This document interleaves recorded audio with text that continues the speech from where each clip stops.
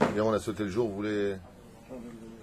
David Amer, continue. Be'ezrat Hashem, Boker Tov Lachem, nous sommes aujourd'hui le 5, mardi 5 du mois de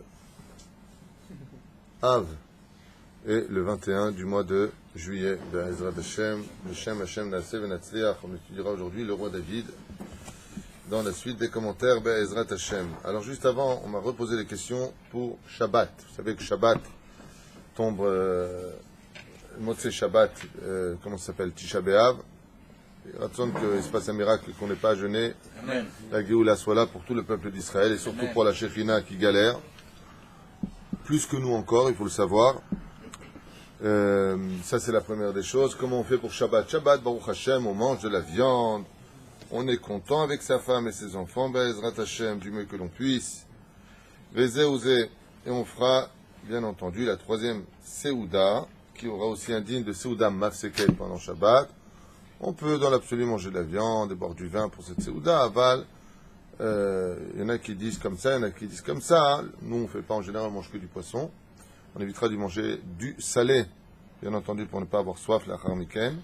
Des choses qui sont tellement évidentes. Zéouzé.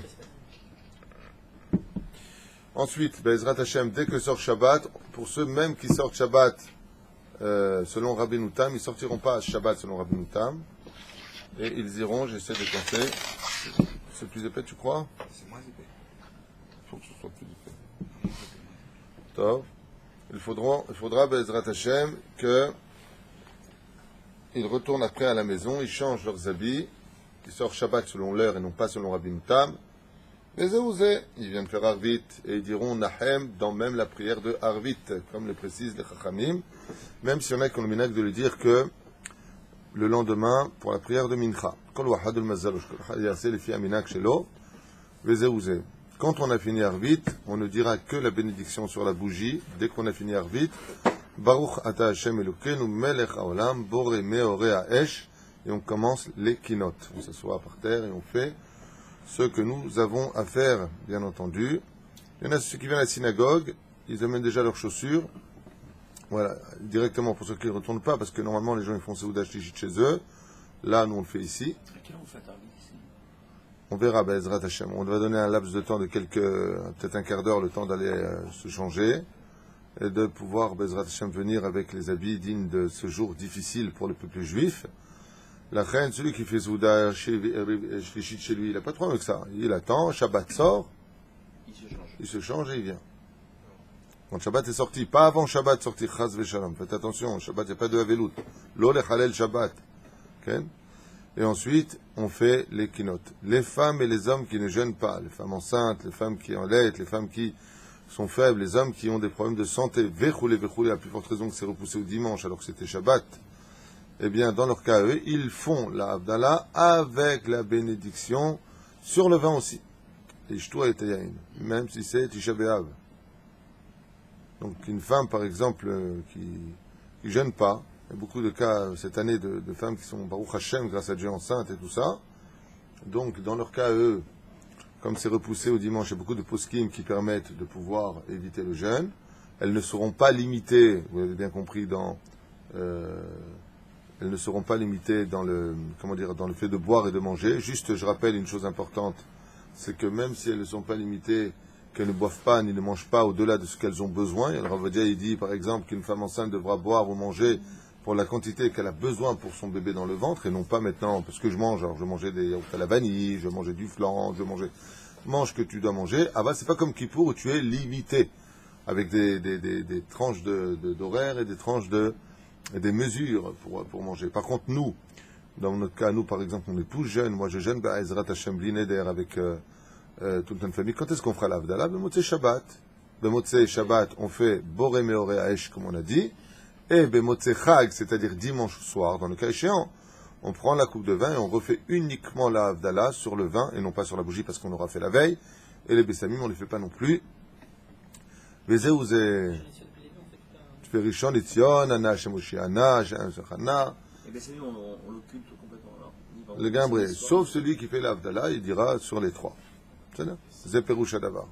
Sauf celui qui fait celui qui fait l'Havdalah, il fait toute la Havdalah. Le lendemain matin, Parce qu'on avait étudié ensemble sur les Bessamim, il y avait une importance d'accord, il n'y a pas un moment. C'est-à-dire, tu peux le faire be'alma, c'est-à-dire, c'est un problème, tu veux le faire, tu le fais, avale pas dans l'Avdala. L'homme varchim à l'Avdala. C'est pas parti. Maintenant, pour Yom, pour le jour lui-même, je rappelle qu'on s'assoit à même le sol ou alors à 27 cm maximum au-dessus du sol, et pas plus, pas amener des fauteuils confortables. Le but, c'est justement de souffrir, donc ne pas trop jouer avec ça. On met des chaussures qui ne soient pas en cuir, vous le savez. On ne se lave le visage qu'avec les 2 doigts mouillés maximum. On fait Netilat Yadayim que jusqu'au bout des doigts. On ne dort pas près de sa femme pendant cette nuit-là. On a l'habitude de mettre en général une pierre, ou si une personne a un oreiller très très épais, il prendra un oreiller moins épais. S'il prend 2 oreillers pour dormir, pour que ce soit confortable toute l'année, cette nuit-là, il prendra qu'un seul oreiller pour sentir la difficulté un petit peu de le ressentir de Tisha B'Av, parce que je trouve que plus ça va, moins on ressent réellement les difficultés. Mais les mettre là par terre. Il y en a qui mettent là par terre. Ezrat Hashem, tu ne savais pas quoi dire, tu l'as dit. La reine, Ezrat Hashem, B'Siyata Dishmaya, Sheniske, Yom, chez Moïse. Si vous avez des questions maintenant sur Tisha B'Av, c'est l'occasion jamais. Celui que sa femme ne jeûne pas, elle fait l'Abdallah à Motzei Shabbat, et lui, il n'a pas entendu. Il fait méod. Si la femme ne jeûne pas, elle est enceinte, ou elle a un problème de santé, ou X raison, elle fait l'Avdallah, le mari pourrait sortir de l'Avdallah par sa femme. S'il n'a pas entendu. Non, il faut qu'il entende. Non, s'il n'a pas entendu, il va être des Non, non. Alors, s'il a entendu, est-ce qu'il la refera après? Non, s'il a entendu, il ne la refait pas. Il pourrait sortir et des C'est-à-dire, Ishtom et Varachet, et c'est la femme, elle fait le kidouche sur le vin. Elle boira aussi du vin. Même si on a l'habitude de dire que les femmes ne boivent pas pendant l'Avdallah, là c'est les tzorech mitzvah, c'est pour le besoin de la mitzvah, donc elle boira. Le seder. En temps normal, à partir du 10 après-midi. Une femme ou une personne qui aurait beaucoup de mal à jeûner, parce que c'est un long jeûne, c'est même le jeûne plus long de l'année, il y a un secret qui est très très simple pour ça, on ne vous demande pas plus. Buvez 3 litres d'eau, buvez énormément d'eau. Bon là ça tombe Shabbat, donc faites attention de ne pas préparer pour le hol. Vous avez soif, buvez, hop, éliminez, roulez. Vous le problème des gens qui ne se sentent pas bien pour le jeûne, c'est parce qu'ils ne boivent pas assez avant le jeûne. Mais si tu t'es bien rempli d'eau avant le jeûne, ça passe comme une lettre à la poste. Surtout que ça passe après Shabbat, je veux dire, physiquement, ça fait du bien. On ne pourra pas dire le contraire. Vous savez, on ne se brosse pas les dents pendant Tisha B'Av. Sauf celui qui vraiment caché l'homéode. Pourquoi le cholisbol est vraiment, on parle de cas extrême. Dans ce cas-là, il est moutar l'oksat. Il y en a qui disent même ça à sourd. On ne se lave pas pendant Tisha B'Av, c'est-à-dire, qu'est-ce qu'il y a encore à dire? On ne boit pas, on ne mange pas, bien entendu. En temps normal, à partir du 10 Av après-midi, on est complètement sorti de cette période-là. Oh, il y a fait mode, c'est bien que tu me rappelles là, ça. Là, le jeûne, c'est le 10. Donc ça veut dire, est-ce que le 10 au soir, on peut manger de la viande, ou bien il faut attendre le 11 après-midi? Non, le 10, Nikbar, c'est tout. La rouille, le 10 ce soir, tu peux manger de la viande.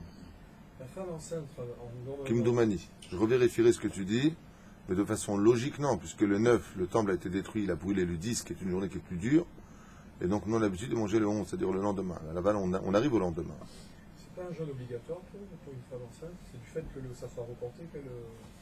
Non, la femme enceinte doit jeûner à Tisha B'Av, mais étant donné qu'il est repoussé, yesh laquelle. Il y a plus de facilité à dire oui que non. Hein? Et si la femme elle veut jeûner... Si la femme veut jeûner et qu'elle jeûne, alors une femme qui veut vraiment jeûner, qui se sent capable de jeûner même si elle est enceinte, il n'y a pas de problème.